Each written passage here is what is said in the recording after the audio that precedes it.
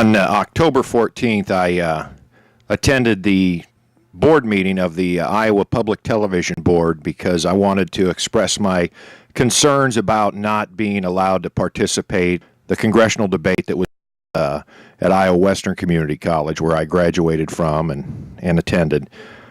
And so I wrote a little letter to the board. I didn't have enough time to read the entire letter that day.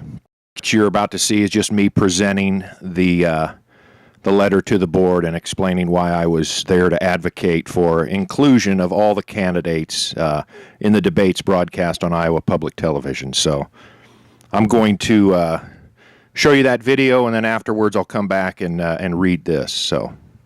It appears Stanky bailed on us. Well, No, he'll be here. We will call the meeting to order.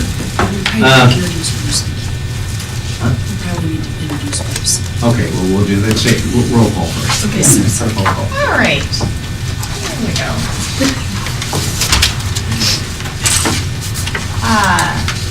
Charlie Edwards. Here. BJ Ferguson. No. Jason Giles. Here. Kelly Grubbs. Here. Mary Kramer. Here. Courtney Maxwell Green. Here. Bruce McKee. Here. Brent Sechrist. Here. And Gary Steinke. Very good. We'd like to take this opportunity to introduce a new board member. I believe this is his first meeting, Bruce McKee, if you'd like to tell us a teeny bit. In person, at least. Yeah, yeah. He was on the phone, He was remember? on the phone, yeah. I've been on the phone a couple of times. I work at North Iowa Area Community College. Been involved in development of the ICN since before it was the ICN, and been in this room many times for a variety of meetings, but I'm excited to be here on the board. Good to have you. It's a fun board. Very good. Moving on, approval of the minutes. Minutes have been distributed. Any amendments or corrections to that? If not, I'll move we approve. Second. Moved by Charlie and seconded by Mary. All those in favor of the approval of the minutes, say aye. Aye. Those opposed, the opposite sign. Minutes are approved. Reports from the president. Is that me? I don't have. Yeah, it's you today. I don't have any reports, so. Anything from the board members? Okay, very good. We have a full agenda today. We also have somebody has requested a couple of minutes for the board, before the board. And so we're going to do that right now, and we've asked him to limit it to 3 minutes. I believe he has something to hand out. Bryan Holder is from Council Bluffs, actually, and is an independent. Yeah, I qualified for the ballot as an independent for our congressional district, for the 3rd district, and I met all the statutory requirements to be a legitimate candidate, but I was not allowed to be part of the congressional debate, which was held on September 11th at my alma mater, Iowa Western Community College. So I just received the criteria for being part of the debate just a couple days before the debate actually happened. So there was no time or for me to file an injunction or anything like that. And I'm not a litigious person, even though I have a law degree. But I would hope that you would consider this letter that I'm handing out here to everybody. And basically, you know, I've been an Iowa citizen my entire life, and you know, I grew up watching Iowa Public Television. My dad was a teacher and a school principal for 30-some years, and I decided to run for Congress just to see if a common person without any money could do this. And I did get on the ballot, and I accomplished my goal. But I did feel that all the qualified candidates ought to be invited to the debate. The gubernatorial debate, half the candidates were missing from the Iowa Public broadcast. The 3rd congressional debate, half the candidates were missing and weren't part of the debate process. And I feel that there's a lot of Iowans who are not being represented, and their viewpoints aren't being represented and expressed by the way that this is currently set up. So all I ask for is the 3 criteria that have to do with money be removed as criteria for being invited to the debate. Because I ran a clean campaign, I never asked anyone for any money, but I had to have accepted 50 grand in campaign contributions just to be invited to the debate. And I feel that's wrong, because if we advertise that we live in a democracy, And the Supreme Court has taken the lid, so the money has ruined this country and our political process. So I feel that people that are poor shouldn't only be able to watch Iowa Public Television, but they should be able to participate in the debate if they meet the criteria. And there was also another criteria regarding a public opinion poll. And I didn't have money to pay for one of those because I'm, a poor person. So I just humbly ask that you consider my little letter, and I'm going to run again in 2 years. And I hopefully in 2 years, if I get on the ballot and you guys have another debate that you broadcast, I would hope that I'm invited to it this time. Because I think that's only fair. Because this is America. This isn't a communist, a socialist country where only a few people are allowed to rule. So thank you for your time today. Thank you. Thank you, Brian. Brian made the comment to me that he showed up because if there is going to be a change of policy, it would start here. So we appreciate you coming, and Thank you, Brent. And here is the letter in its entirety. So, Iowa Public Television,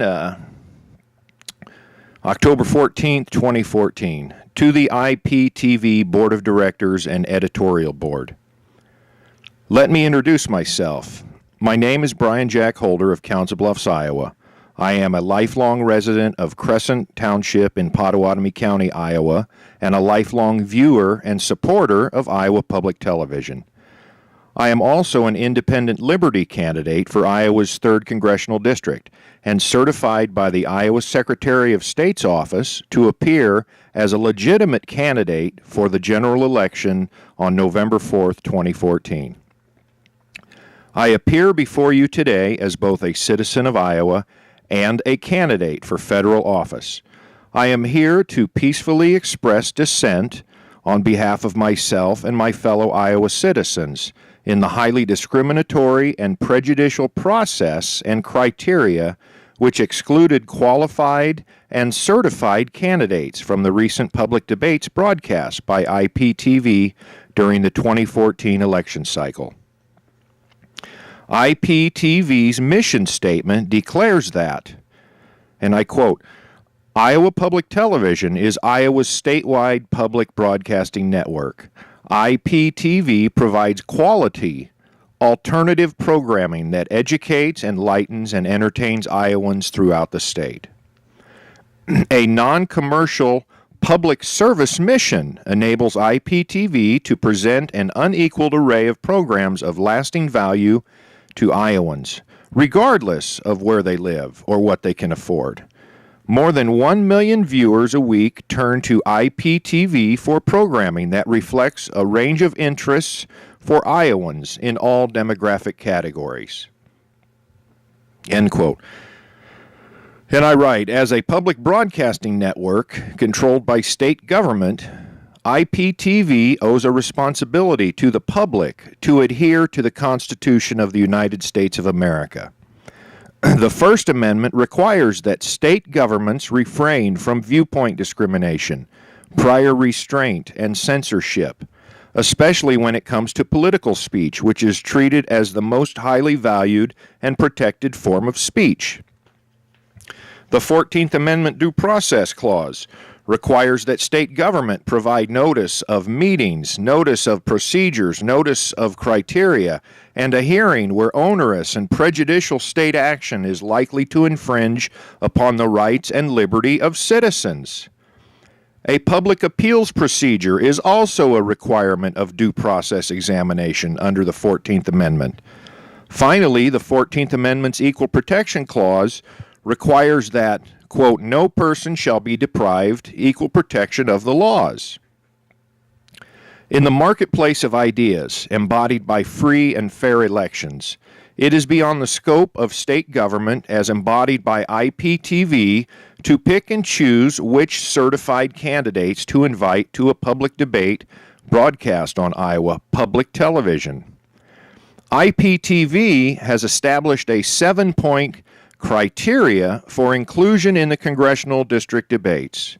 This arbitrary, prejudicial, and discriminatory criteria is opposed to everything that IPTV stands for: inclusion of diverse viewpoints, educating the public regarding the great issues that face the nation and the state of Iowa, and providing an opportunity to all Iowans to be involved in the political process, regardless of income, race, gender, creed, or education level. I would also argue that IPTV failed to meet its mission statement by excluding both the female candidate for governor, Dr. Lee Heeb, and the African American candidate for Iowa governor, Jonathan Narcisse, from the gubernatorial debate held at Iowa State Fair in August. I would humbly ask that the following criteria be removed as a barrier to participation in future IPTV broadcast congressional candidate debates. And these are the criteria I would like removed. One is the candidate is a nominee of a political party recognized under state law. The next is the candidate has accepted at least $50,000 in contributions for the current election, as documented in appropriate campaign finance disclosure information for candidates for federal office. And the candidate has received 5% or more of support for the current election in a professionally conducted public opinion survey by an independent pollster.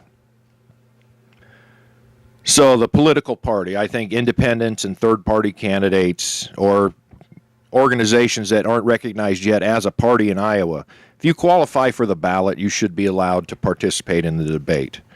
I've accepted no money to run for office because I have an obligation to not take money for work that I have not done yet. So I wouldn't take a paycheck if I was elected, but I haven't taken any money to run for office. I think you ought to be able to run on your own without asking people for funds.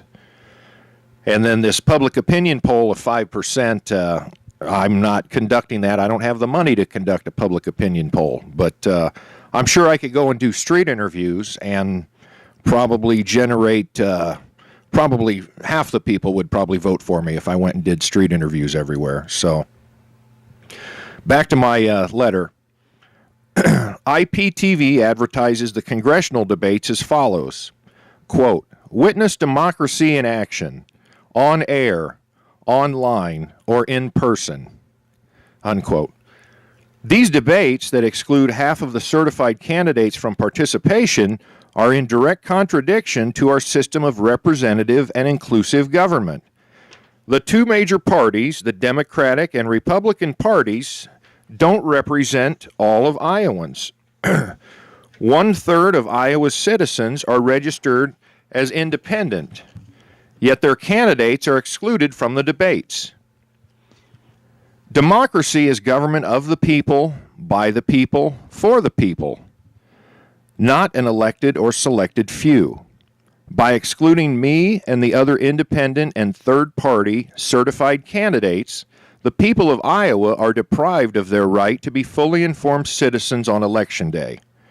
We, the people of Iowa, deserve to hear all viewpoints, not just two. As President Kennedy said, "Let us not seek the Republican answer or the Democratic answer, but the right answer. Let us not seek to fix the blame for the past. Let us accept our own responsibility for the future." It is my sincerest hope that these criteria are amended by the 2016 elections, as I will once again be running for Iowa's 3rd Congressional District.